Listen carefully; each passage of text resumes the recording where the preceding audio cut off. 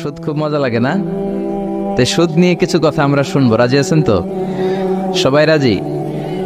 সুদের সাথে ইসলামের কোন সম্পর্ক? জোরে বলেন, সম্পর্ক। সুদ আছে যেখানে মুমিন যাবে না। সুদ হচ্ছে পুঁজিবাদী অর্থনীতির হাতিয়ার। দমন নিপীড়নের মূল মাধ্যম হচ্ছে সুদ। এই সুদের কারণে যারা ধনী এরা শুধু ধনী হতে থাকে, আর যারা গরিব শুধু গরিবই হতে থাকে। ইসলাম চায় না যে রাস্তার এক পাশে পাঁচতলা আর এক পাশে থাকবে গাছতলা। চিল্লা এখন ঠিক কিনা? ইসলাম চায় কায়লা ইয়াকুনা দুলাতান বাইনাল আগনিয়াই মিনকুম, সম্পদ যাতে ধনীদের হাতে কুক্ষিগত হয়ে না থাকে, সম্পদের তারল্য যাতে সবার হাতে পৌঁছে যায়। এজন্য ইসলাম সুদকে করেছে হারাম আর ব্যবসাকে করেছে হালাল। চিল্লায় পড়েন আল্লাহু আকবার। এজন্য রব্বুল আলামিন বলেন, ওয়া আহাল্লাল্লাহুল বাইআ ওয়া হারামার রিবা, আমি আল্লাহ তোমাদের জন্য সুদকে করলাম হারাম আর ব্যবসাকে করে দিলাম হালাল। সুবহানাল্লাহ। ব্যবসাকে হালাল করেছে কে আর সুদকে হারাম করেছে কে? সুদের মধ্যে দেখা যায় অনেক লাভ, অনেক টাকা, অনেক বরকত, শুধু বেড়ে যায়। আল্লাহ বলে তোমাদের দৃষ্টিতে টাকা বেড়ে যায়, আমি আল্লাহর কাছে বাড়ে না। আর তোমরা যখন যাকাত দাও, দান করো, তোমাদের দৃষ্টিতে দেখা যায় টাকা কমে যায়, কিন্তু আমি আল্লাহর কাছে টাকা কমে না। সুবহানাল্লাহ। এজন্য সুদকে আল্লাহ নিশ্চিহ্ন করে দিবেন। ইয়ামহাকুল্লাহ ওয়া ইউরবিস সাদাকাত। আল্লাহ বলে আমি সুদকে নিশ্চিহ্ন করে দেব, সুদকে আমি ধ্বংস করে দেব, সুদের ভেতরে কোনো বরকত দেব না। আর ব্যবসা করলে সামান্য ব্যবসার ভেতরে বরকত ঢুকিয়ে দিবে কে? আরো জোরে বলেন কে? বিশ্বনবী সুদখোরদের উপর লানত দিয়েছে। কি দিয়েছে? লাআনা রাসূলুল্লাহ আকিলার রিবা ওয়া মুকিলাহু ওয়া কাতিবাহু ওয়া শাহিদাইহি। যারা সুদ খায়, যারা সুদ দেয়, যারা সুদের দলিল লেখক, যারা সুদের সাক্ষী থাকে, সবার উপরে বিশ্বনবী লানত দিয়েছে। জোরে পড়েন নাউযুবিল্লাহ। এজন্য খবরদার, সুদের সাথে মুসলমানদের কোনো সম্পর্ক। বিশ্বনবী বলেছেন, আর রিবা সালাসু ওয়া সাবউনা বাবান, সুদের রয়েছে 73টা গুনাহ। কয়টা গুনাহ? আরো জোরে বলেন কয়টা?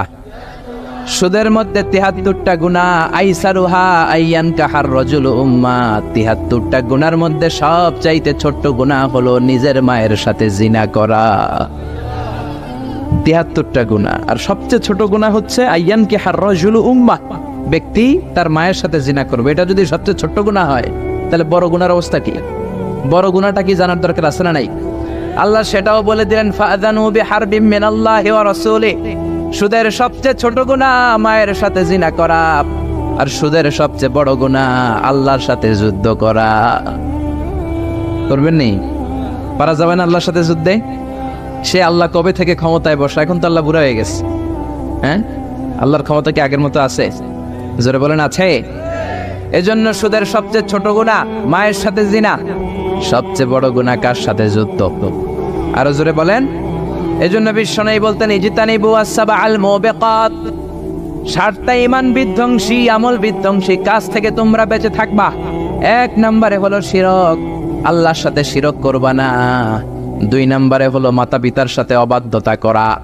3 নম্বরে জাদু দেখানো, জাদু টুনা করা। 4 নম্বরে অন্যায় ভাবে কাউরে হত্যা করা। 5 নম্বরে এতিমের সম্পদ খাওয়া। 6 নম্বরে কোন নারীকে অন্যায় ভাবে জিনার অপবাদ দেওয়া। 7 নম্বরে সুদ খাওয়া। কি খাওয়া? এই 7টা কাজ করলে আপনার ঈমানটাকে ধ্বংস করে দিবে কে? চিল্লায় বলেন কে? এজন্য দুনিয়াতে যারা সুদ খায় তাদের সম্পদে কোনো বরকত নাই, তাদের শুধু রোগ আর রোগ, টেনশন আর টেনশন। আছে না নাই? আবার বিশ্বনবী বললেন, যারা সুদ খায় তাদের 3টা শাস্তি। কয়টা? আরো জোরে বলেন কয়টা? 1 নম্বরে কিয়ামতের দিন, আল্লাযীনা ইয়াকুলুনার রিবা লা ইয়াকুমুনা ইল্লা কামা ইয়াকুমুল্লাযী ইয়াতাখাব্বাতুহু শাইতানু মিনাল মাস। সুদের 1 নম্বর শাস্তি, কিয়ামতের দিন সুদখোর যখন কবর থেকে উঠবে, রব্বুল আলামিন তাকে জিনে ধরা রোগীর মতো, পাগলের মতো উঠায় দিবে। সুদখোর কবর থেকে উঠে ভূতে ধরা রোগীর মতো, জিনে ধরা রোগীর মতো, পাগলের মতো লাফাতে লাফাতে উঠবে। তারে দেখে কিয়ামতের ময়দানের সবাই বুঝবে লোকটা হলো সুদখোর। কি খোর? আরো জোরে বলেন। এটা হচ্ছে 1 নম্বর শাস্তি। 2 নম্বর শাস্তি বিশ্বনবী বললেন, আমি স্বপ্নে দেখলাম কিছু লোকের পেট হচ্ছে বিশাল বড় ঘরের মতো, আর ওই পেটের ভেতরে দেখলাম ভয়ঙ্কর বিষাক্ত সাপ। জিব্রাইল রে বললাম, ও জিব্রাইল, মান হাউলা, এরা কারা? বিশ্বনবী বললেন, হাউলাই আকালাতুর রিবা, এরা হলো আপনার উম্মতের মধ্য থেকে যারা সুদ খেয়েছে, ওই সুদখোর লোকগুলা। পড়েন না আউযুবিল্লাহ। 3 নাম্বার শাস্তি। বিশ্বনবী বলেন, যে রাতে আমাকে মেরাজে নেওয়া হলো, রাআইতু লাইলাতা উসরিয়া বি, মেরাজের রাতে আমি দেখলাম রক্তের একটা নদী, ওই নদীর উপর কিছু লোক সাঁতার কাটে। কিসের নদী দেখছেন কোনদিন? রক্তের নদী আমরা কোনদিন দেখেছি? রক্তের একটা নদীর ভেতরে কিছু লোক সাঁতার কাটে। সাঁতার কাটতে কাটতে বাঁচার জন্য যখন পারে আসতে চায়, তীরে আসতে চায়, কিছু ফেরেশতারা অনেক বড় বড় পাথরের খণ্ড নিয়ে বসা, তীরের দিকে আসতে চাইলে প্রচন্ড জোরে পাথর নিক্ষেপ করে তার চেহারার দিকে। পাথরের আঘাতে ওই লোকটার চেহারা ছিন্ন বিচ্ছিন্ন হয়ে যায়। লোকটা চিৎকার করতে করতে আবার রক্তের নদীর মাঝখানে চলে যায়। আবার তীরে আসতে চাইলে আবার পাথর আছে না নাই? জোরে বলেন। বিশ্বনবী বললেন, মান হাউলা ইয়া জিবরিল, ও জিব্রাইল, এরা কারা? বিশ্বনবী বললেন, এরা হলো আপনার সুদখোর উম্মত। এরা কারা? এজন্য সুদ খাওয়া যাবে? জোরে বলেন, সুদ খাওয়া যাবে? খবরদার, সুদ খাওয়া যাবে না। সুদের বিপরীতে আমরা ব্যবসা করব। ব্যবসায় বরকত দিয়েছে কে? বিশ্বনবী বললেন, রিজিককে আল্লাহ 10 ভাগ করেছেন, তার 1 ভাগ দিয়েছেন পৃথিবীর অন্যান্য পেশার ভেতরে, আর 9 ভাগ দিয়ে দিয়েছেন ব্যবসার ভেতরে। সুবহানাল্লাহ। রিজিকের 9 ভাগ থাকে ব্যবসার ভেতরে, এজন্য সুদ খাওয়া যাবে না। সুদের সাথে ইসলামের কোনো সম্পর্ক। আমরা ব্যবসা করব। আপনি মুশারাকা সিস্টেমে, মুদারাবা সিস্টেমে, আপনি মুরাবাহা সিস্টেমে ব্যবসা করেন, ওই ব্যবসায় বরকত দিবে কে? জোরে বলেন, কে? সুদ হারাম এই কারণে, কারণ টাকার ভেতর থেকে টাকা আসে না।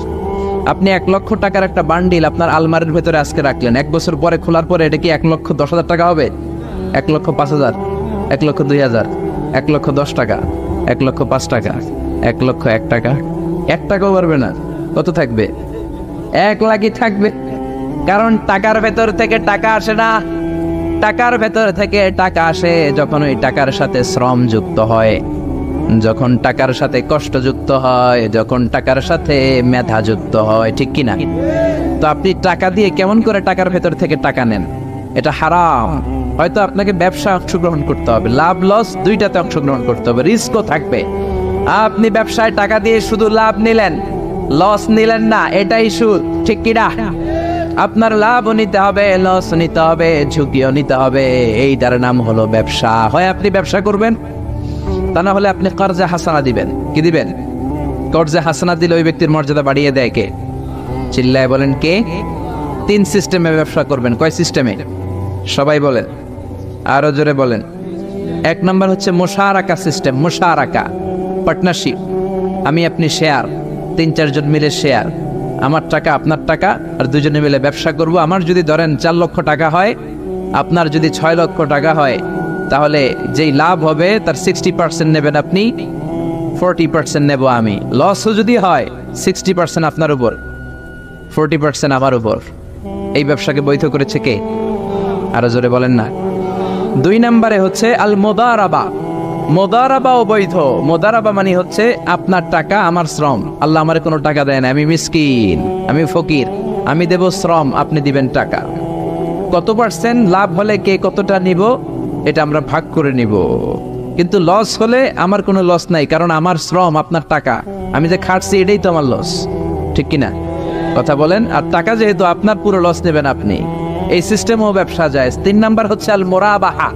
বুঝার চেষ্টা করেন। আমার ঘরে ফ্রিজ নাই, ফ্রিজের দাম 1 লক্ষ টাকা। কয় লাখ টাকা? আপনি আমারে বাজার থেকে 1 লক্ষ টাকা দিয়ে একটা ফ্রিজ কিনে আমার কাছে 1,20,000 টাকায় বিক্রি করবেন। এটা আমি কিস্তিতে দিব আপনারে, 6 মাসের কিস্তিতে দিব। আপনার লাভ হচ্ছে আপনি 1 লক্ষ টাকা দিয়ে কিনে 1,20,000 বিক্রি করছেন, 20,000 লাভ। আর আমার লাভ হচ্ছে আমার কাছে কোনো টাকা নাই, আমি ফ্রিজের মালিক হয়ে গেলাম, কিস্তিতে দিয়ে 6 মাস পরে আমি টাকাও পূর্ণ করে দিলাম। এটাকে বলে মুরাবাহা। শাহজালাল ইসলামী ব্যাংক, আল রাফা ইসলামী bank, Bangladesh Islamic bank limited, এই 3টার সিস্টেমে আপনাদের সাথে বিজনেস করে। আল মুদারাবা, আল মুশারাকা, আল মুরাবাহা। যেই সিস্টেমে আপনি করেন না কেন, এগুলোর কবুল করে নেবে কে? কিন্তু এগুলো না করে 100 টাকার বান্ডিল দিয়ে বললেন, এই নাও 100 টাকার বান্ডিল, এখানে 10,000 টাকা আছে, সুদে লাগালাম, মাসে দিবা 1,000। কয় হাজার? আরো জোরে বলেন। এখন মাস শেষে 1000 দিতে পারে না, ওইটার উপর আবার বাড়তে শুরু করলো। আল্লাহ বলে লা তাকুলু আর রিবা আদাআফাম মুদাআফা, খবরদার চক্রবৃদ্ধি হারে সুদ খেও না, মাহাজনী সুদ খেও না। কার কথা? আরো জোরে বলেন, কথাটা কার? মাহাজনী সুদ খাওয়া যাবে না, চক্রবৃদ্ধি হারে সুদ খাওয়া যাবে না। তাহলে ব্যাংকের সুদ খাওয়া তো যাবে না? ব্যাংকের সুদ খাওয়া যাবে না, ব্যাংকের সুদও হারাম, আর চক্রবৃদ্ধি হারে মাহাজনী সুদ, এটা অনেক ভয়ঙ্কর হারাম। গ্রামে গঞ্জে এরকম আছে না নেই? 10,000 টাকায় মাসে 1000 টাকা সুদ। কথা কন, কথা কন, কথা কন। আছে, এখন দিতে পারে না, সুদ আবার বেড়ে যায়। এখন 2000 হয়ে গেছে, এরপরের মাসেও দিতে পারে না, 3000 হয়ে যায়। এরপরে কে আসলটা দেয়া লাগবে না, তুই সুদ চালা। কি চালা? সুদ চালাইতে চালাইতে বাড়ি নাই, ভিটা নাই, জমি নাই, টিউবওয়েল নাই, পরনের লুঙ্গিও নাই। আছে না নাই? এটার বলে মহাজনী সুদ, এটার বলে চক্রবৃদ্ধি হারে সুদ। এই সুদ খাওয়া যাবে না। এজন্য সুদ আপনি খেলে এই সুদের এই সম্পদের ভেতরে কোনো বরকত নাই, এটাকে ধ্বংস করে দিবে কে? চিল্লায় বলেন কে?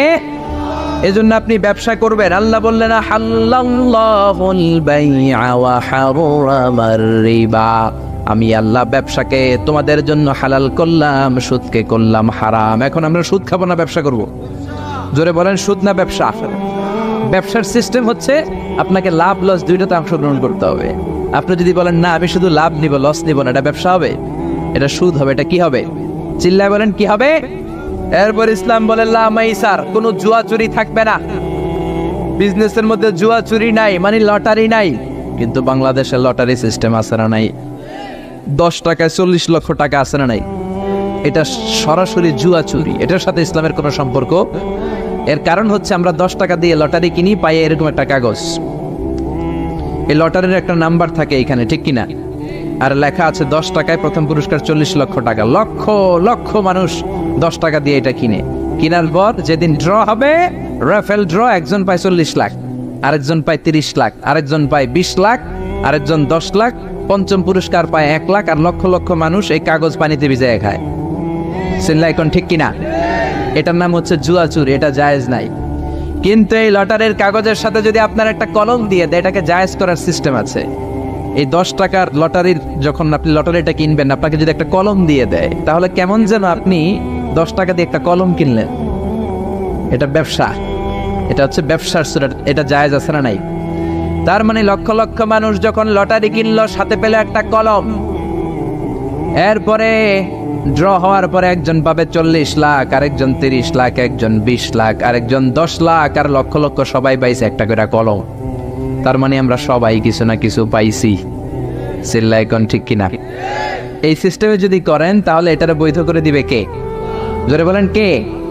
এরপরে ইসলাম বলেন নো আনসার্টেইনটি, কোন ব্যবসার মধ্যে আনসার্টেইনটি থাকতে পারবে না, সুনিশ্চিত হতে হবে সবকিছু। লা দারারা ওয়ালা দারার ওয়ালা গারারা ফিল বাই, বেচা কিনার মধ্যে কোনো ধোঁকাবাজি থাকতে পারবে না, অনিশ্চয়তা থাকতে পারবে না। অনেকে উড়ন্ত কবুতর বিক্রি করে, আছে না নাই? কবুতর যারা পালেন, 10টা কবুতর আছে আপনার, আপনি দেখবেন সারাদিন কবুতর আকাশে উড়ার পরে বিকালে আবার বাসায় চলে আস। আপনি বললেন এই যে 10টা কবুতর আকাশে উড়ে, এই 10টা কবুতর আপনার বিক্রি করে দিলাম, এক একটা 100 টাকা করে, 10টায় কত হয়? 1000 টাকা বিক্রি করে দিয়েছেন। এই বিক্রি শরীয়ত সম্মত হয় না। এর কারণ প্রতিদিন কবুতরগুলো বিকেলবেলা উড়ার পরে সন্ধ্যাবেলায় ফিরে, আজকে বিকেলে নাও ফিরতে পারে। যেরকম ঠিক কিনা? আজকে 10টা কবুতর যদি অন্যদিকে চলে যায়, 1000 টাকা নিয়ে কিলাকিলি আছে না নাই? ইসলাম বলে কিলাকিলির কোনো সুযোগ নাই। কবুতরগুলো নামবে, 10টারে তুমি ধরবা, টপস করবা, তার হাতে হ্যান্ড ওভার করবা, তারপরে বিক্রি করবা। এটারে জায়েজ করে দিবে কে? এরপরে পুকুরের মধ্যে মাছ থাকা অবস্থায় কেনা বেচা জায়েজ নাই। এরকম কেনা বেচা বাংলাদেশে আছে না নাই? আন্দাজে মানুষে শখের বসে কিনে ফেলে, পুকুরের মধ্যে বুদবুদ করতেছে, ভাবতেছে হাজার হাজার মাছ কিনছে, 10 লক্ষ টাকা দিয়ে কিনে ফেলছে। কই মাছের পুকুর, উঠায় দেয় 20 কেজি কই আর 50 কেজি কাঁকড়া আর 70 কেজি ব্যাং, আছে না নাই? এরপরে কিলাকিলি আছে না নাই? এজন্য ইসলাম বলে না, কবুতরটা হাতের মধ্যে কবজ করার পরে যেমনি বিক্রি করলাম, মাছগুলাও জাল দিয়ে তোলো, তারপরে গনে গনে বিক্রি করো, কবুল করে নেবে কে? গাভীর ওলানের মধ্যে দুধ রেখে বিক্রি করা জায়েজ নাই। ওলান এত ফিলা গেছে, এরকম এটা মনে হচ্ছে যে 20 কেজি, দহন করার পরে পাওয়া গেছে 5 কেজি, এরকম আছে না নাই? কারণ এটা দুধের কারণেও ফুলতে পারে, টিউমারেও ফুলতে পারে, ঠিক কিনা? এজন্য ইসলাম বলে লা গারারা ফিল ইসলাম, ইসলামে কোনো গারারা নাই, ধোঁকাবাজি নাই, আনসার্টেনটি নাই, অনিশ্চয়তার মধ্য দিয়ে হাওয়ার মধ্যে কোনো বিজনেস নাই। আগে জিনিসটা তোমার হাতে নাও, তারপরে বিক্রি করো, কবুল করে নিবে কে? শেয়ার বাজার নিয়ে প্রশ্ন করে যেই প্রোডাক্টের ব্যবসা হালাল ওই প্রোডাক্টের শেয়ারও হালাল, চিল্লায় বলেন ঠিক কিনা? এরপরে বিশ্বনবী বললেন মান গাশশানা ফালাইসা মিন্না, বেচা কিনার মধ্যে যে আমার উম্মতদের মধ্যে যে অন্যকে ধোঁকা দেয় সে আমার উম্মত হতে পারে। ধোঁকাবাজির ব্যবসা বাংলাদেশে আছে না নাই? ফলের দোকানে গেলে দেখবেন চকচকে যেই সাইডটা ওই সাইডটা ক্রেতার দিকে রাখে, পচা জায়গাটা নিচের দিকে রাখে, এরকম ব্যবসায় আছে না নাই? বিশ্বনবী মদিনার বাজারে গমের দোকান পরিদর্শন করতে গেলেন, যে দেখলেন গমের স্তূপ, বিশ্বনবী গমের ভেতরে হাত ঢুকায়া দিলেন। উপরে দেখা যায় শুকনা গম, ভিতরে দেখা যায় ভিজা গম। বিশ্বনবী বললেন মান গাশশানা ফালাইসা মিন্না, যে আমাদেরকে ধোঁকা দেয় সে আমাদের উম্মত নয়। The person who deceives us is not among us, যে আমাদেরকে ধোঁকা দেয় সে আমাদের উম্মত হতে পারে, চিল্লায় বলেন উম্মত হতে পারে। এজন্য এই ধোঁকাবাজি করে কোনো ব্যবসা করা যাবে? জোরে বলেন। আর সুদের সাথে আমাদের কোনো সম্পর্ক? চিল্লায় বলেন সম্পর্ক। সুদকে ধ্বংস করে দিবে কে? আর ব্যবসায় বরকত ঢুকিয়ে দিবে কে? বরকতে বিশ্বাস করেন তো? বিশ্বাস করেন? অল্পের ভেতরেও বরকত হতে পারে, হাজার কোটি টাকার মধ্যেও বরকত নাও থাকতে পারে, চিল্লায় বলেন ঠিক কিনা? এজন্য আজ থেকে সুদের সাথে আমাদের কোনো সম্পর্ক নেই, আমরা ব্যবসা করব মুশারাকা সিস্টেমে, মুদারাবা সিস্টেমে, মুরাবাহা সিস্টেমে ব্যবসা করব। অল্প প্রফিট হলেও এটার মধ্যে বরকত দিবে কে? আরো জোরে বলেন কে? আর সুদের ব্যবসা করবেন না তো? কারা কারা আজকে থেকে সুদের কোনো ব্যবসার সাথে জড়িত থাকবেন না? দুই হাত উঁচু করে আমার আল্লাহর দেখা। আল্লাহ আমাদের হাতগুলোকে তুমি কবুল করো, চিল্লায় পড়েন আমিন। সুদের আলোচনা ভালো লাগতেছে না? না একেবারে উপরে এসে পড়ছে না? সুদের সাথে ইসলামের কোনো সম্পর্ক নাই। আল্লাহ সুদ থেকে আমাদেরকে বাঁচাক, আল্লাহ আমাদের হালাল রিজিকে বরকত দিক। আরো জোরে পড়েন আমিন। আমি আমার খুতবার শুরুতে সূরাতু বনী ইসরাইলের ছোট্ট একটা আয়াত তেলাওয়াত করেছি। আসুন এই আয়াতের আলোকে আপনাদের সাথে কিছু কথা শেয়ার করি, যদি আপনারা মনোযোগী হন। শুনবেন শুনবেন শুনবেন শুনবেন। রব্বুল আলামিন বলেন ওয়াকাদা রাব্বুকা আল্লা তা'বুদু ইল্লা ইয়্যাহু ওয়া বিল ওয়ালিদাইনি ইহসানা। আল্লাহ বললেন গোলাম আমার ফয়সালা দুইটা, এই দুইটা ফয়সালা হলো স্পেশাল ফয়সালা, অনড় ফয়সালা। এই ফয়সালার কোনো নড়চড় নাই, এই ফয়সালার কোনো পরিবর্তন নাই। প্রথম ফয়সালাটা হলো আল্লাহ তা'বুদু ইল্লা ইয়্যা, ইবাদত হবে একজনের, তিনি কে? আল্লাহ ছাড়া অন্য কারো ইবাদত করা যাবে? আবার আল্লাহ ডেকে বললেন গোলাম জিন জাতি মানব জাতি এই দুইটা জাতিকে আমি সৃষ্টি করেছি শুধু আমার ইবাদতের জন্য, ঠিক কি না? ওয়ামা খালাকতুল জিন্না ওয়াল ইনসা ইল্লা লিয়াবুদুন, আমি জিন জাতি আর মানব জাতিকে কোনো কাজের জন্য তৈরি করি নাই, কোনো উদ্দেশ্যে বানাই নাই, শুধুমাত্র কেবলমাত্র একমাত্র আমি আল্লাহর ইবাদতের জন্য বানিয়েছি। কার কথা? আরো জোরে বলেন কার? আল্লাহ ছাড়া কারো ইবাদত করা যায় না। এই পৃথিবীতে যত নবী এসেছে, এই পৃথিবীতে যত রাসূল এসেছে, সব নবী রাসূলের একটাই দাওয়াত ছিল, তোমরা ইবাদত করবে একজনের, তিনি কে? ইয়া কওমি ইবুদুল্লাহা মা লাকুম মিন ইলাহিন গায়রু, ও আমার কওমের লোকেরা, ও আমার স্বজাতির লোকেরা, এক আল্লাহ ছাড়া অন্য কারো ইবাদত করো না। জিকির করতে হবে একজনের, চাইতে হবে একজনের কাছে, সেজদা দিতে হবে একজনকে, তিনি কে? আল্লাহ ছাড়া কাউরে সেজদা দেয়া যাবে? আমাদের দেশে মাজারে যে সেজদা আছে না নাই, এই মাজারের নামে যে ভণ্ডামি, এটার সাথে ইসলামের কোনো রিলেশন আছে? সম্পর্ক আছে? এই ভণ্ডামির সাথে ইসলামের কোনো সম্পর্ক? তো দিল বান্দা কালমা চোরে, না পায় শ্মশান না পায় ঘরে, দিন থাকিতে আয়রে পথে ছাইড়া দে ভণ্ডামি ভণ্ডামি ভণ্ডামি ভণ্ডামি, ছাইড়া দে ভণ্ডামি, ঠিক কি না? নামাজ রোজা করে না, ইবলিস শয়তানের নানা, এরকম আছে না নাই? নামাজ রোজা করে না, ইবলিস শয়তানের নানা, ধর্মের একখান খুঁটি ধইরা কয়দিন করবা হয়রানি। ভণ্ডামি ভণ্ডামি ভণ্ডামি, ছাইড়া দে ভণ্ডামি, ঠিক কি না? এই জন্য ভণ্ডামির সাথে যারা জড়িত আছো, ভণ্ডামি ছেড়ে দাও, আল্লাহওয়ালা হয়ে যাও। তোমার জীবনে বরকত দিবে কে? তোমার জন্য জান্নাতের দরজা খুলে দিবে কে?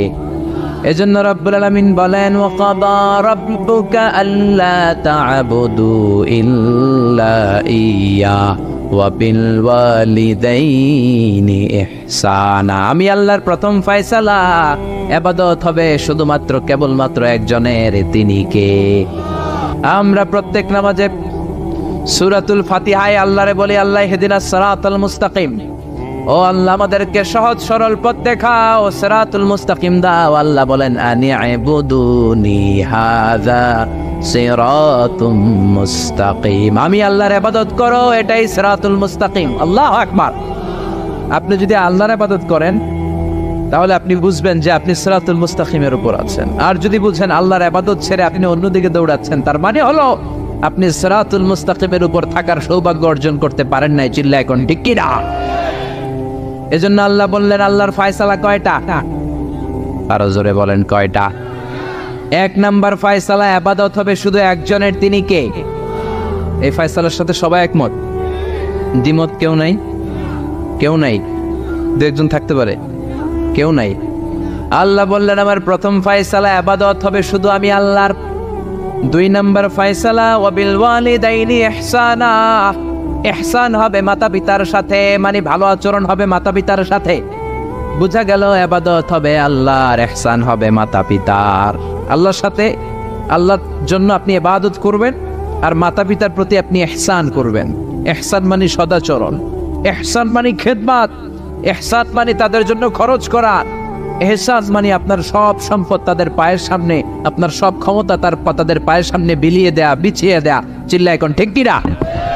এজন্য আল্লাহ বললেন, আমার দুই নাম্বার ফয়সালা, ওয়া বিল ওয়ালিদাইনি ইহসানা, মাতা পিতার সাথে ইহসান করবা। আমরা বললাম, আল্লাহ আপনার জন্য ইবাদত হবে, এটা আমরা বুঝলাম, মাতা পিতার সাথে ইহসান কেমন করে হবে এটা আমরা বুঝলাম না। আল্লাহ বললেন, ইহসান কাকে বলে যদি না বোঝো তাহলে বুঝে নাও, ইম্মা ইয়াবলুগান্না ইনদাকাল কিবারা আহাদুহুমা আও কিলাহুমা ফালা তাকুল লাহুমা উফ। আল্লাহ নিজেই ইহসানের ব্যাখ্যা দিচ্ছেন। আল্লাহ বললেন, ইহসানের প্রথম তাফসীর হলো, আব্বা আম্মা একজন কিংবা দুইজন যখন বার্ধক্যে উপনীত হয়ে যায়, যখন বয়সে পৌঁছে যায়, খবরদার তাদের কোনো কাজে তুমি নাক ছিটকাতে পারবা না, তাদের কোনো কাজে নাক ছিটকাতে পারবে না, তাদের কোনো কাজে এমনকি উফ শব্দটাও বলা যাবে না। চিল্লা এখন ঠিক কিনা? কারণ আমরা যখন ছোট ছিলাম বাবা মারে কষ্ট দিয়েছি কি দেই নাই? আপনার কত বছর আগের ঘটনা মনে আছে? আপনার বয়স যখন 3 তখন আপনি কি করছিলেন মনে আছে? তো ওইটাই যদি মনে না থাকে, বয়স যখন 2 ছিল ওগুলা মনে আছে? বয়স যখন 1 ছিল ওগুলো মনে আছে? জ্বালাতনটা তো ওই সময় বেশি করছে। চিল্লা এখন ঠিক কিনা? শীতের রাত, আমাকে নিয়ে আমার মা ঘুমালো, আমাকে রেখেছে ডান দিকে, পেশাব করে ডান পাশটা আমি ভিজিয়ে দিয়েছি। আমার মা আমাকে ঘর থেকে বের করে দেয় নাই, শীতের রাতে বাম দিকে আমাকে শোয়ালো। কনকনে মাঘ মাসের শীতের রাতে বাম পাশটাতেও পেশাব করে ভিজিয়ে দিলাম, আমার মা আমারে ঘর থেকে বের করে দেয় নাই। আমার মা তার বুকের মাঝখানে রেখে ঘুমাতে শুরু করেছে। মাঘ মাসের শীতের রাত 3টার দিকে পেশাব করে মায়ের বুকটাও আমি ভিজিয়ে দিয়েছি, জামাটাও ভিজিয়ে দিয়েছি।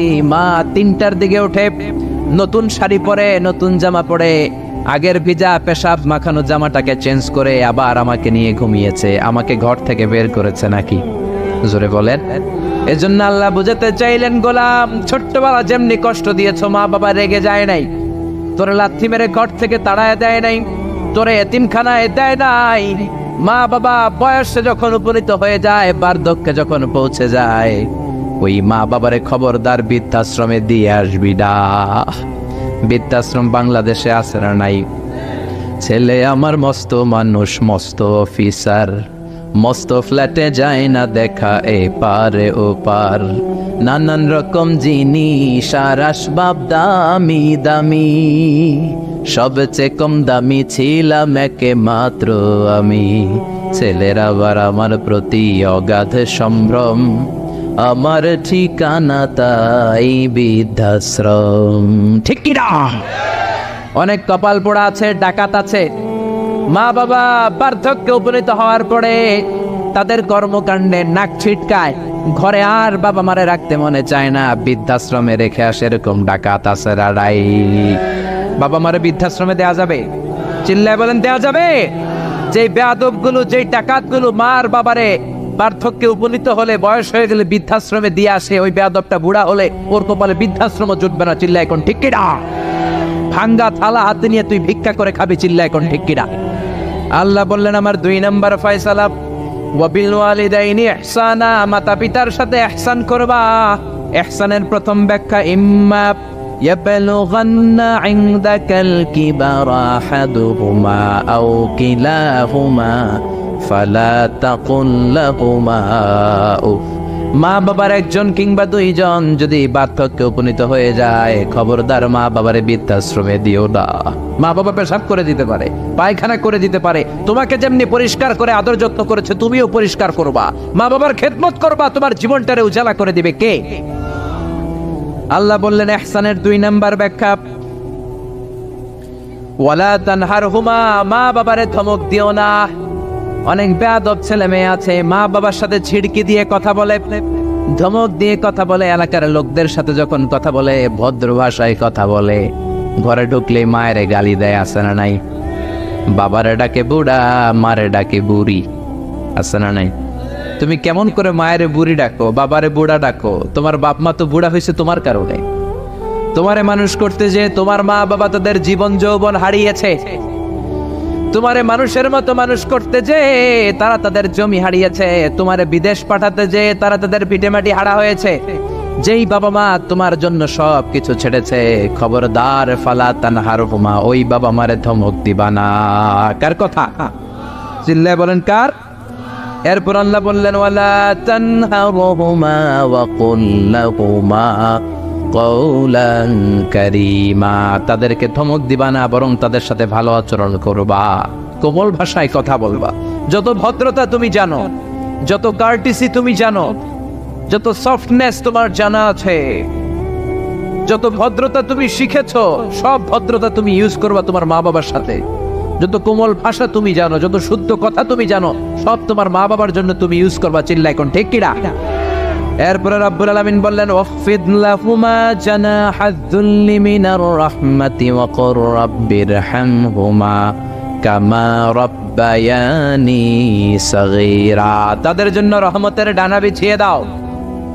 তোমার যত ক্ষমতা আছে মা বাবার পায়ের সামনে ঢেলে দাও, যত অর্থ আছে তাদেরকে তুমি বিলিয়ে দাও।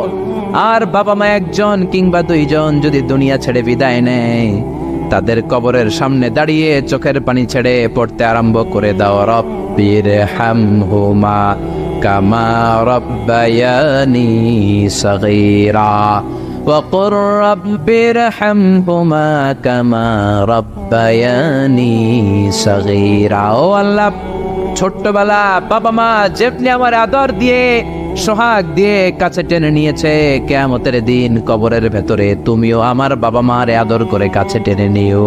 পড়ে না আমিন? চিল্লায় পড়ে না আমিন? এজন্য ইবাদত হবে একজনের, তিনি কে?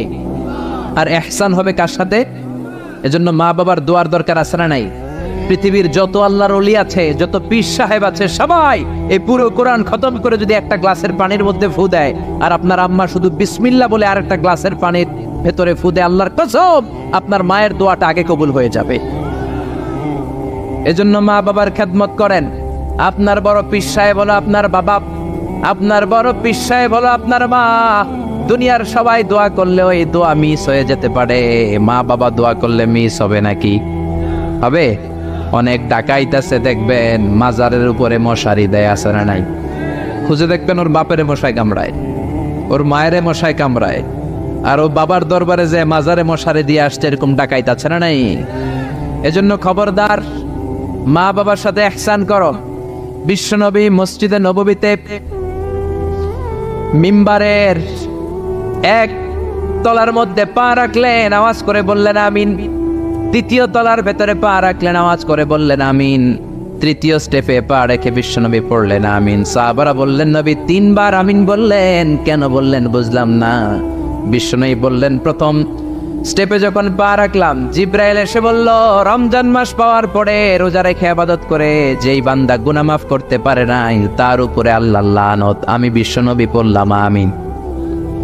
দ্বিতীয় স্টেপে পা রাখলাম, জিব্রাইল বলল মাতা পিতা পাওয়ার পরে যারা মাতা পিতার খেদমত করে নিজের জীবনের গুনাহ ঝরাতে পারে নাই, জান্নাত কামাতে পারে নাই, তাদের উপরও আল্লাহর লানত। আমি বিশ্বনবী বললাম আমিন। 3 নাম্বার স্টেপে বিশ্বনবী বললেন আমার নাম শোনার পরে আমার যে উম্মত আমার উপর দরুদ পড়ল না তাদের উপর আল্লাহর লানত। আমি বললাম আমিন। পড়েন সাল্লাল্লাহু আলাইহি ওয়াসাল্লাম, চিৎকার করে পড়েন সাল্লাল্লাহু। এজন্য মাতা পিতার খেদমতের দরকার আছে না নাই? গোটা বিশ্বটা একদিকে, মায়ের দোয়া আরেকদিকে। চিল্লায় বলেন ঠিক কিনা? আপনি বুলেট মারলে বুলেট মিস হতে পারে, ড্রোন হামলা করলে মিস হতে পারে, মায়ের দোয়া মিস হবে? জোরে বলেন মিস হবে? এক সাহাবী বলল নবী আইয়ুল আমালে আফদাল, সবচেয়ে সেরা আমল কোনটা? বিশ্বনবী বললেন সবচেয়ে সেরা আমল হলো আসসালাতু ফি ওয়াক্তিহা, সময় মতো নামাজ পড়া। 2 নম্বরে বললেন বিররুল ওয়ালিদাইন, মাতা পিতার খেদমত করা। 3 নম্বরে বললেন আল জিহাদু ফি সাবিলিল্লাহ, আল্লাহর রাস্তায় জিহাদ করা। তার মানে পৃথিবীর শ্রেষ্ঠতম 3টা আমলের মধ্যে মাতা পিতার খেদমতের আমলটাও আছে না নাই? মাতা পিতার খেদমত এটা সবচেয়ে ভালো আমল। আরেক হাদিসে বিশ্বনবী বললেন এটা জিহাদের চেয়ে বেশি সওয়াবওয়ালা। এক সাহাবী বললেন নবী আস্তাযিনুকাল জিহাদ, আমি জিহাদে যেতে চাই, অনুমতি দেন। বিশ্বনবী বললেন তোমার বাবা মা কেউ বেঁচে আছে নাকি? সাহাবী বললেন বেঁচে আছে। বিশ্বনবী বললেন ফাফিহিমা ফাজাহিদ, যাও বাবা মার খেদমত শুরু করে দাও। বাবা মার খেদমত করলে ঘরে বসেই জিহাদের সওয়াব পাবা, ঘরে বসেই জিহাদের সওয়াব পাওয়া যাবে। রিদার রাব্বি ফি রিদাল ওয়ালিদ ওয়া সাকাতুহু ফি সাকাতিল ওয়ালিদ, বাবা মা খুশি তো আরশের মালিক খুশি, বাবা মা না খুশ তো আরশের মালিকও না খুশ। চিল্লা এখন ঠিক কি না? এজন্য বিশ্বনবী বলতেন তোমাদের প্রত্যেকের ঘরের ভেতরে 2টা জান্নাত আছে, কারণ জান্নাতে 2টা স্পেশাল দরজা আছে। একটা দরজার নাম হলো আল আব মানে আব্বা, আরেকটা দরজার নাম হলো আল উম মানে আম্মা। একটা দরজার নাম বাবা, আরেকটার নাম মা। এজন্য বিশ্বনবী বলেন এই 2টা দরজার সাথে তোমরা কি আচরণ করবা তোমাদের ডিসিশন। ওমা জান্নাতুকা ওয়া নারুক, বাবা মাই তোমার জান্নাত, বাবা মাই তোমার জাহান্নাম। বাবা মার সাথে ভালো আচরণ করলে 8টা জান্নাতের দরজা তোমার জন্য খুলে দিবে কে? আর খারাপ আচরণ করলে জাহান্নাম আছে না নাই? তোমার বাবা মা যদি কাফের হয়, হিন্দু হয়, বৌদ্ধ হয়, তারপরও ভালো আচরণ করবা, ঠিক কি না? বাংলার জমিনে এরকম অনেক হিন্দু ফ্যামিলি আছে, হিন্দু ইয়াং ছেলে মুফাসসিরে কোরআনের তাফসীর শুনে হাতে হাত রেখে কালিমা পড়ে মুসলমান হয়ে গেছে, আছে না নাই? কিন্তু মা তো মুসলমান হয় নাই, বাবা তো মুসলমান হয় নাই, বাপ মা হিন্দুই রয়ে গেছে। তো বাপ মা হিন্দু, ছেলে মুসলমান, তুমি কি মা বাবার সাথে খারাপ আচরণ করতে পারবা? কথা বলেন। মা বাবা হিন্দু হোক, নাস্তিক হোক, বৌদ্ধ হোক আর খ্রিস্টান হোক, মা বাবার দোয়া নিতে হবে, আশীর্বাদ নিতে হবে। চিল্লা এখন ঠিক কি না? বিশ্বনবী শালী নাম কি বলেন তো? কেউ জানেন বিশ্বনবী শালীর নাম কি? আসমা। মাশাআল্লাহ, আসমা বিনতে আবি বকর বিশ্বনবী শালী। উনি মুসলিমা কিন্তু উনার মা ছিল মুশরিকা। বিশ্বনবীরে বললেন নবী আমি মুসলিমা কিন্তু আমার মা মুশরিকা কাফেরা, এখন আমি কি করব? আমার মায়ের সাথে কি ভালো আচরণ করব নাকি? বিশ্বনবী বললেন খবরদার, মা মুশরিক হোক কাফের হোক তারপরেও তোমার মা, ঠিক কি না? সিলিহা, দোয়া দাও, ভালো আচরণ করো, সম্পর্কটারে মিলায় রাখো, তোমার জান্নাতে ঢুকাই দিবে কে? 3 জিনিসের দিকে তাকালেই সওয়াব। 3টা জিনিসের দিকে তাকানোর সাথে সাথে আপনার আমলনামায় সওয়াব দিবে কে? 1 নাম্বার নাযার ইলাল কোরআন, কোরআনের দিকে যখন নজর করে তাকাবেন আপনার আমলনামায় সওয়াব দিবে কে? সুবহানাল্লাহ কইতে মনে চায় না? 2 নম্বরে কাবা, কাবার দিকে তাকালে সওয়াব দেয় কে? 3 নম্বরে নাযার ইলা ওয়াজহিল ওয়ালিদাইন, মাতা পিতার চেহারার দিকে নজর করে তাকালে সওয়াব দেয় কে? এজন্য বিশ্বনবী বললেন সালাসু দাওয়াতিন মুস্তাজাবাত, তিন ব্যক্তির দোয়া কোনোদিন আল্লাহ ফিরায় না। এক নম্বরে দাওয়াতুল মুসাফির, মুসাফিরের দোয়া। আপনি সফর করেন না মাঝে মাঝে, কক্সবাজারে যাচ্ছেন, সিলেট যাচ্ছেন, এই যে গাড়ির মধ্যে বসে আছেন, ওই সময় আপনি দোয়া করবেন বেশি বেশি। ওই সফর অবস্থায় দোয়া করলে ওই দোয়া কবুল করে কে? দুই নম্বরে দাওয়াতুস সাইম, রোজা রেখে দোয়া করলে কবুল করে কে? তিন নম্বর দাওয়াতুল ওয়ালিদাইনি লিওয়ালাদিহি, মাতা পিতা যখন চোখের পানি ছেড়ে হাত দুইটা তুলে আল্লাহর কাছে ছেলে মেয়েদের জন্য দোয়া করে, ওই দোয়াটাও কবুল করে কে? এজন্য সবার আগে দোয়া চাইবেন মা বাবার কাছে। কার কাছে? আমাদের কাছে অনেকে দোয়া চায়, আমরা বলি আরে তোমার মায়ের কাছে চাও, তোমার আব্বার কাছে চাও। আমার দোয়া তোমার জন্য কবুল হতেও পারে, নাও হতে পারে, কিন্তু তোমার মা তো তোমার জন্য মুস্তাজাবুদ দাওয়া, তোমার বাবা তো তোমার জন্য মুস্তাজাবুদ দাওয়া। তোমার মা হাতটা তোলার সাথে সাথেই কবুল। চিল্লায় কত সুবহানাল্লাহ।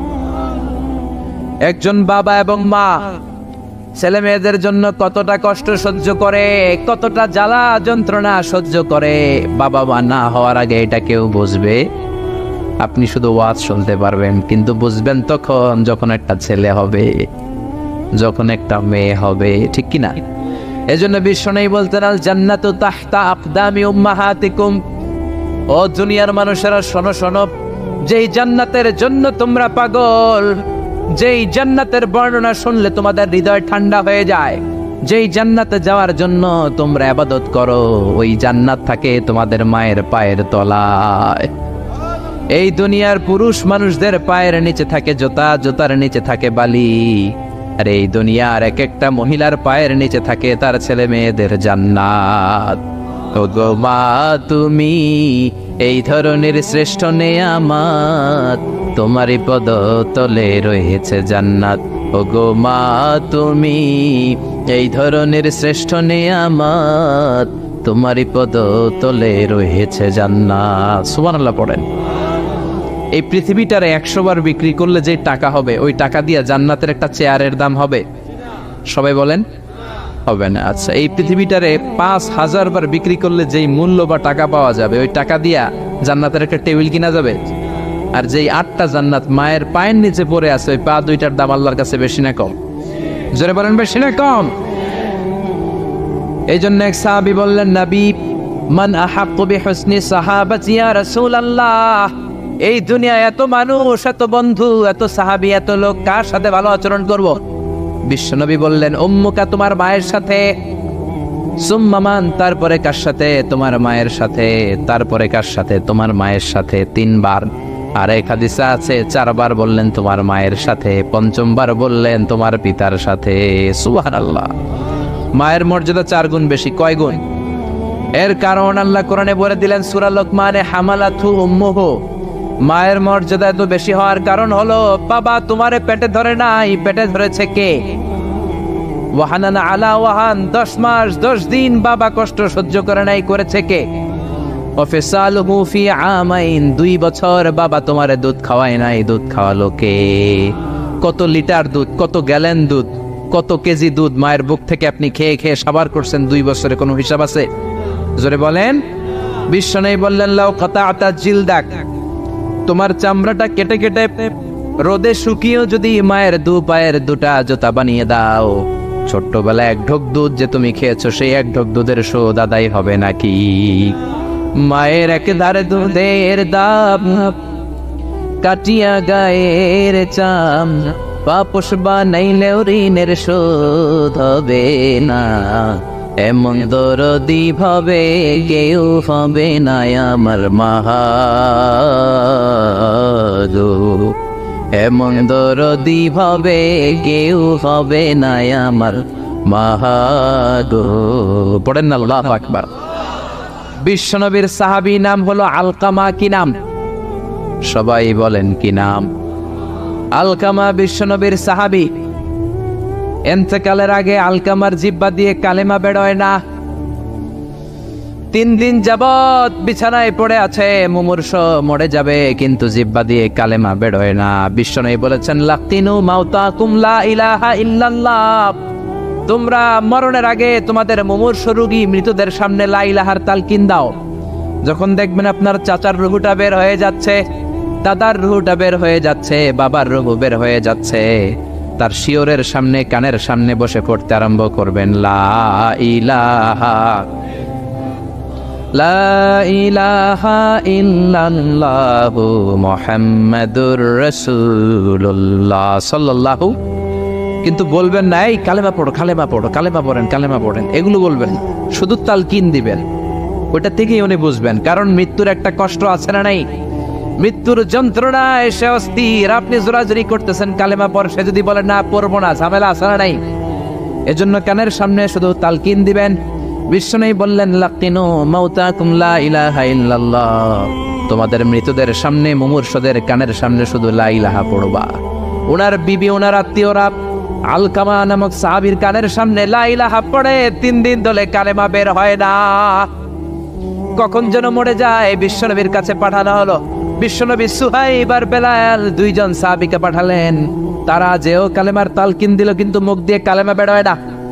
বিশ্বনবী আলকামার বিবিরে ডেকে পাঠালো, বিবি, আলকামার বিবি, তোমার স্বামী কেমন ছিল? বলে, আমার স্বামী অনেক বড় আল্লাহর ওলি ছিল, নামাজ ছাড়তো না, তেলাওয়াত ছাড়তো না, জিকির ছাড়তো না। বিশ্বনবী বললেন, আলকামার বাবা মা কেউ বেঁচে আছে নাকি? বিবি বলে, আলকামার মা বেঁচে আছেন, ডাকো। আলকামার মা আসার পরে বিশ্বনবী বললেন, আপনার ছেলে কেমন ছিল? নামাজ পড়তো নাকি, রোজা করতো নাকি, জিকির করতো নাকি? আলকামার মা বলে, সবই করতো। আপনার সাথে কেমন আচরণ করতো? এটা বলার পরে মা আর কথা বলে না, শুধু চোখের পানি ছাড়ে। আলকামার মা বলে, নবী, আলকামার ব্যাপারে আমার মনে অনেক দুঃখ, কোনোদিন আমার কথা শুনে নাই, শুধু বিবির কথা শুনতো, বউরে প্রাধান্য দিত, আমার যত্ন নিত না, আমার কথা বেশি শুনতো না, এজন্য আমার মনে আলকামার ব্যাপারে অনেক জ্বালা। বিশ্বনবী বললেন, আপনার ছেলেরে মাফ করে দেন। রাগের চোটে আলকামার মা বলে, না, আমি মাফ করব না। বিশ্বনবী বললেন, ও সাহাবারা, লাকড়ি আনো, আগুন জ্বালাও, আলকামারে আমরা আগুনের উপর নিক্ষেপ করব। আগুন জ্বালানো হলো, সব সাহাবারা আলকামাকে ধরে আগুনের মধ্যে ফেলবে। ইন দ্য মিন টাইম দুঃখিনী মা বিশ্বনবীর পায়ের সামনে এসে বলে, ও নবী, আমার কলিজার টুকরাটারে আগুনে ফেলবেন না। ও নবী, আমার মনে আর কোনো জ্বালা নাই, আমার মনে আর কোনো দুঃখ নাই, আলকামা তো আমার নার ছেড়া ধন। 10 মাস 10 দিন আমার পেটে ছিল, আমার দেহ থেকে নিউট্রিশন নিয়ে, খাদ্য পুষ্টি নিয়ে আলকামা বড় হয়েছে। বেয়াদবি করেছে, কি হয়েছে? আমি আলকামারে মাফ করে দিলাম গো নবী। আলকামার মা, আলকামার শিওরের সামনে দাঁড়িয়ে যখন মাফ করার ঘোষণা দিয়েছে, বিশ্বনবী সাক্ষী, সাহাবারা দাঁড়িয়ে আছে।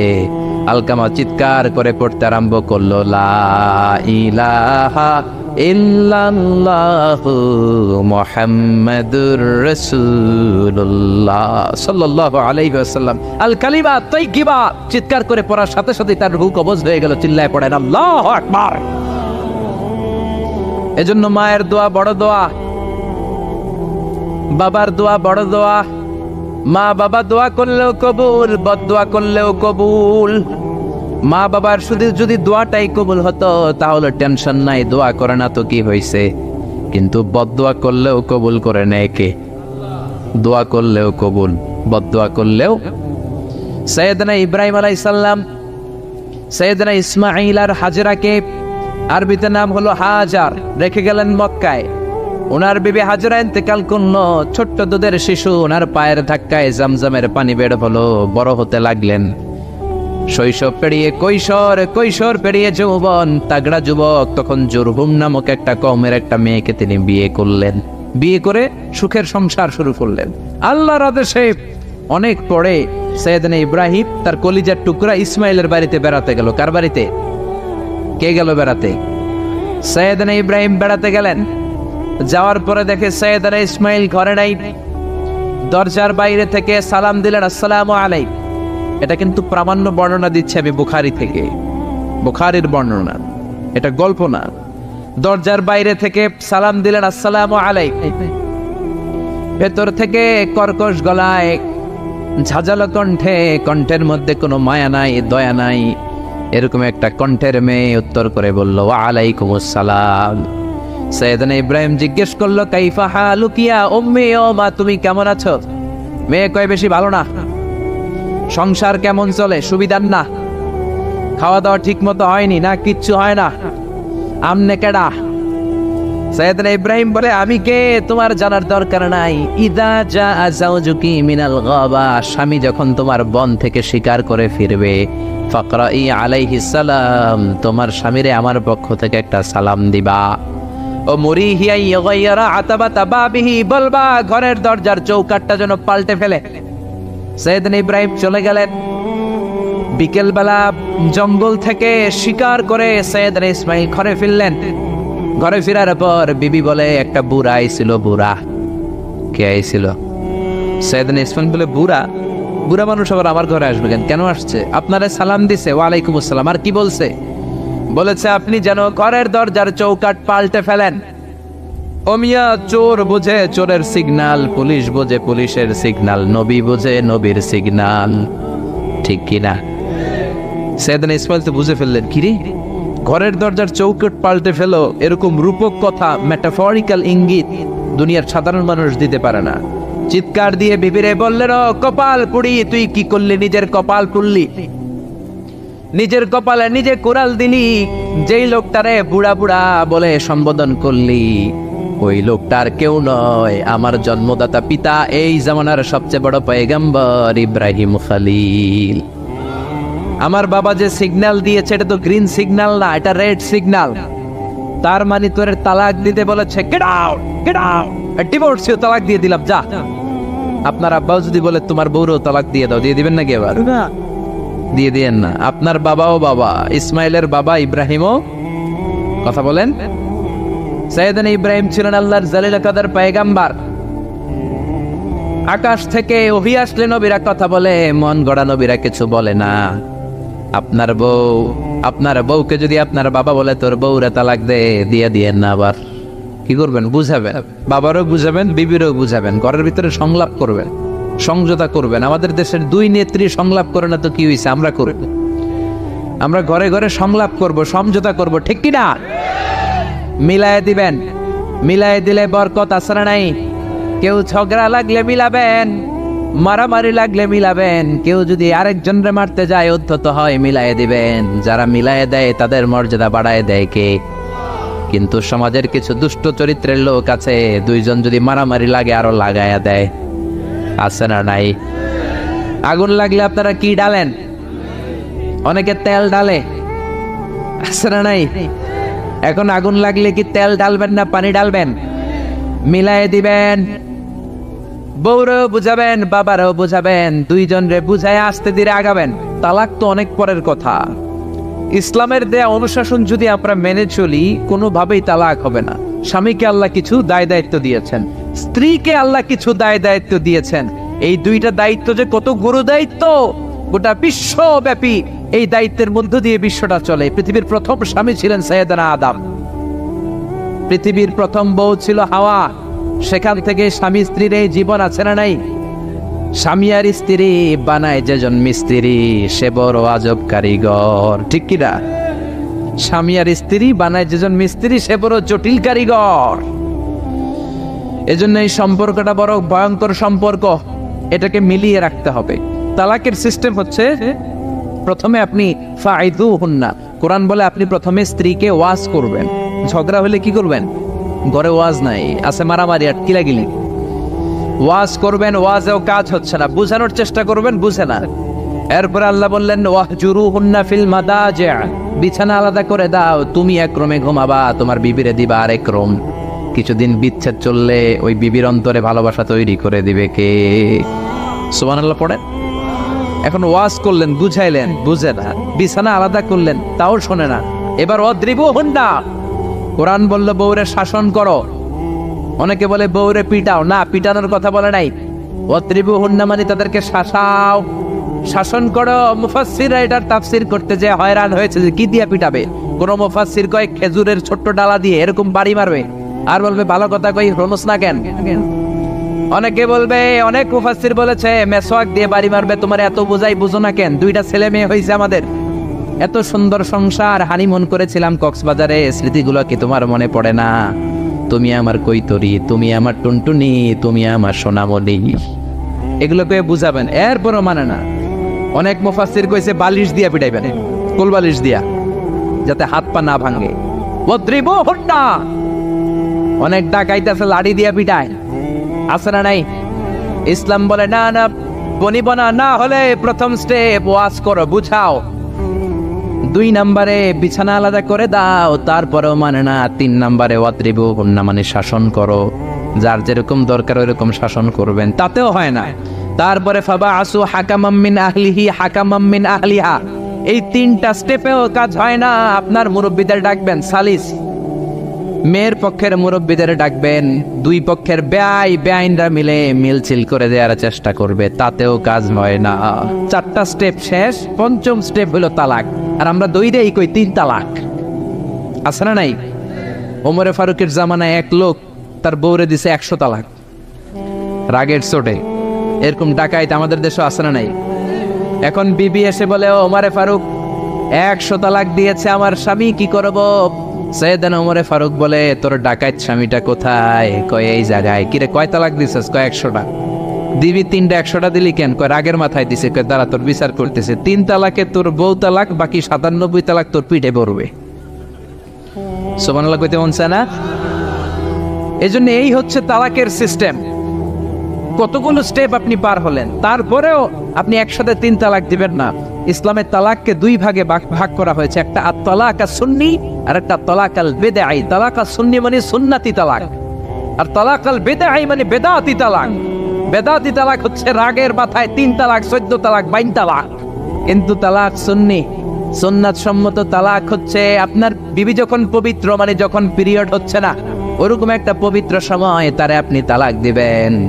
1 মাসের সময় আছে, একটা তালাক দিবেন, 1 মাসের ডিউরেশন, এর মধ্যে বিবির আবার নিয়ে আসতে পারবেন, কোনো সমস্যা নাই। সুবহানাল্লাহ পড়েন।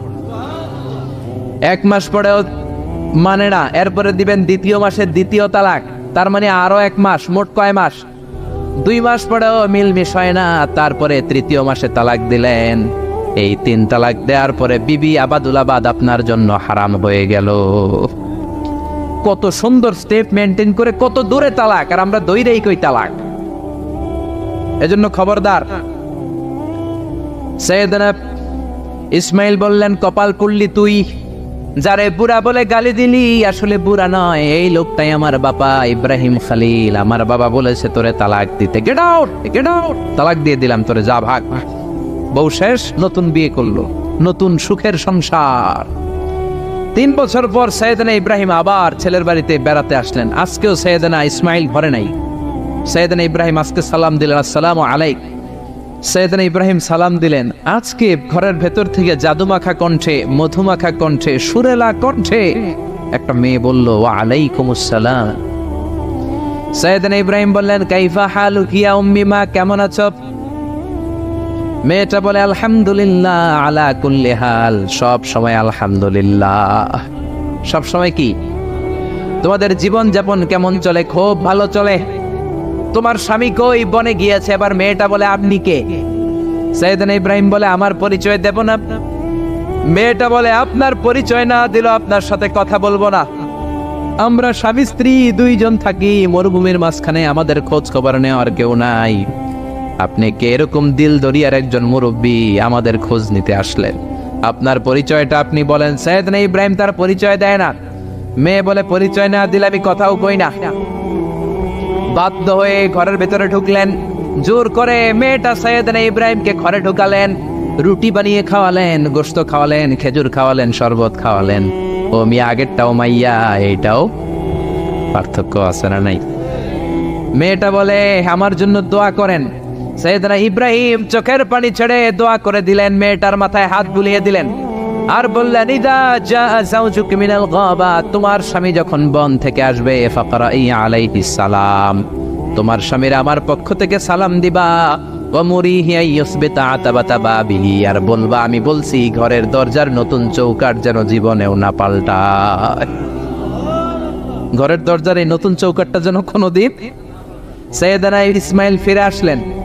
আসার পরে বিবি বলে, একজন মুরব্বী এসেছিল, নুরানি চেহারার একজন মুরব্বী। মুরব্বী শুই না।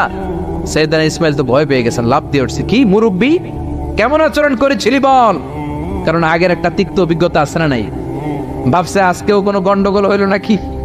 বিবি বলে, না, আপনি রাখবেন না, আপনি চিন্তিত হবেন না, আমি অনেক আপ্যায়ন করেছি, অনেক সাদর সম্ভাষণ দিয়েছি, উনিও আমার মাথায় হাত বুলিয়ে চোখের পানি ছেড়ে ছেড়ে আমার জন্য দোয়া করেছে, আর আপনারা সালাম বলেছে, আর আপনাকে বলতে বলেছে ঘরের দরজার নতুন চৌকাটটা যেন জীবনেও কোনোদিন না পাল্টা। সাইয়েদনা ইসমাইল আল্লাহু আকবার বলে চিৎকার করে উঠলেন, বিবিকে বুকে জড়িয়ে ধরলেন, বললেন ও বিবি, তুই তো গোল্ডেন এ প্লাস। তুই কি? তুই তো গোল্ডেন এ প্লাস, তুই তো 100-তে 100 পাইলি। তোর কপালটা নুরানি হয়ে গেল, উজালা হয়ে গেল। যেই বয়স্ক লোকটা এসে এই কথাটা বলেছে, বয়স্ক লোকটার কেউ না, তোর শ্বশুর আমার বাবা ইব্রাহিম খলিল। আর যেই কথা বলেছে এই কথাটার মানে হলো তোরে যেন আমি তালাক না দেই, তোর হাতটা যে আমি ধরলাম, এই হাত ধরেই যেন তোরে নিয়ে জান্নাতে ঢুকে যায়। আল্লাহু আকবার। এজন্য বাবার দোয়া, মায়ের দোয়া যার জীবনের মধ্যে আছে, তার জীবনে কোনো ভয় আছে নাকি? সুদ খুব মজা লাগে না? তো সুদ নিয়ে কিছু কথা আমরা শুনবো, রাজি আছেন তো? সবাই রাজি? সুদের সাথে ইসলামের কোন সম্পর্ক? জোরে বলেন সম্পর্ক। সুদ আছে যেখানে মুমিন যাবে না। সুদ হচ্ছে পুঁজিবাদী অর্থনীতির হাতিয়ার। দমন নিপীড়নের মূল মাধ্যম হচ্ছে সুদ। এই সুদের কারণে যারা ধনী এরা শুধু ধনী হতে থাকে, আর যারা গরিব শুধু গরিবই হতে থাকে। ইসলাম চায় না যে রাস্তার এক পাশে 5 তলা আর এক পাশে থাকবে গাছতলা। চিল্লায় কোন ঠিক কিনা? ইসলাম চায় কায়লা ইয়াকুনা দুলাতান বাইনাল আগনিয়াই মিনকুম, সম্পদ যাতে ধনীদের হাতে কুক্ষিগত হয়ে না থাকে, সম্পদের তারল্য যাতে সবার হাতে পৌঁছে যায়। এজন্য ইসলাম সুদকে করেছে হারাম আর ব্যবসাকে করেছে হালাল। চিল্লায় পড়েন আল্লাহু আকবার। এজন্য রব্বুল আলামিন বলেন, ওয়া আহাল্লাল্লাহুল বাইআ ওয়া হারামার রিবা, আমি আল্লাহ তোমাদের জন্য সুদকে করলাম হারাম আর ব্যবসাকে করে দিলাম হালাল। সুবহানাল্লাহ। ব্যবসাকে হালাল করেছে কে? আর সুদকে হারাম করেছে কে? সুদের মধ্যে দেখা যায় অনেক লাভ, অনেক টাকা, অনেক বরকত, শুধু বেড়ে যায়। আল্লাহ বলে তোমাদের দৃষ্টিতে টাকা বেড়ে যায়, আমি আল্লাহর কাছে বাড়ে না। আর তোমরা যখন যাকাত দাও, দান করো, তোমাদের দৃষ্টিতে দেখা যায় টাকা কমে যায়, কিন্তু আমি আল্লাহর কাছে টাকা কমে না। সুবহানাল্লাহ। এজন্য সুদকে আল্লাহ নিশ্চিহ্ন করে দিবেন। ইয়ামহাকুল্লাহ ওয়া ইউরবিস সাদাকাত। আল্লাহ বলে আমি সুদকে নিশ্চিহ্ন করে দেব, সুদকে আমি ধ্বংস করে দেব, সুদের ভেতরে কোনো বরকত দেব না। আর ব্যবসা করলে সামান্য ব্যবসার ভেতরে বরকত ঢুকিয়ে দিবে কে? আরো জোরে বলেন কে? বিশ্বনবী সুদখোরদের উপর লানত দিয়েছে। কি দিয়েছে? লাআনা রাসূলুল্লাহ আকিলার রিবা ওয়া মুকিলাহু ওয়া কাতিবাহু ওয়া শাহিদাইহি। যারা সুদ খায়, যারা সুদ দেয়, যারা সুদের দলিল লেখক, যারা সুদের সাক্ষী থাকে, সবার উপরে বিশ্বনবী লানত দিয়েছেন। জোরে পড়েন নাউযুবিল্লাহ। এজন্য খবরদার, সুদের সাথে মুসলমানদের কোনো সম্পর্ক। বিশ্বনবী বলেছেন আর রিবা সালাসু ওয়া সাবউনা বাবান, সুদের রয়েছে 73টা গুনাহ। কয়টা গুনাহ? আরো জোরে বলেন কয়টা? সুদের মধ্যে 73টা গুনাহ। আইসারুহা আইয়ান কাহার রাজুলু উম্মা, 73টা গুনার মধ্যে সবচাইতে ছোট্ট গুনাহ হলো নিজের মায়ের সাথে জিনা করা। 73টা গুনাহ, আর সবচেয়ে ছোট গুনাহ হচ্ছে আইয়ান কাহার রাজুলু উম্মা, ব্যক্তি তার মায়ের সাথে জিনা করবে। এটা যদি সবচেয়ে ছোট্ট গুনাহ হয়, তাহলে বড় গুনার অবস্থা কি? বড় গুনাহটা কি জানার দরকার আছে না নাই? আল্লাহ সেটাও বলে দিলেন, ফাআযানু বিহারবিম মিনাল্লাহি ওয়া রাসূলিহি। সুদের সবচেয়ে ছোট গুনাহ মায়ের সাথে জিনা করা, আর সুদের সবচেয়ে বড় গুনাহ আল্লাহর সাথে যুদ্ধ করা। করবেন নি? পারা যাবে না আল্লাহর সাথে যুদ্ধে? সে আল্লাহ কবে থেকে ক্ষমতায় বসা? এখন তো আল্লাহ বুড়া হয়ে গেছে। হ্যাঁ, আল্লাহর ক্ষমতা কি আগের মতো আছে? জোরে বলেন আছে? এজন্য সুদের সবচেয়ে ছোট গুনাহ মায়ের সাথে জিনা, সবচেয়ে বড় গুনাহ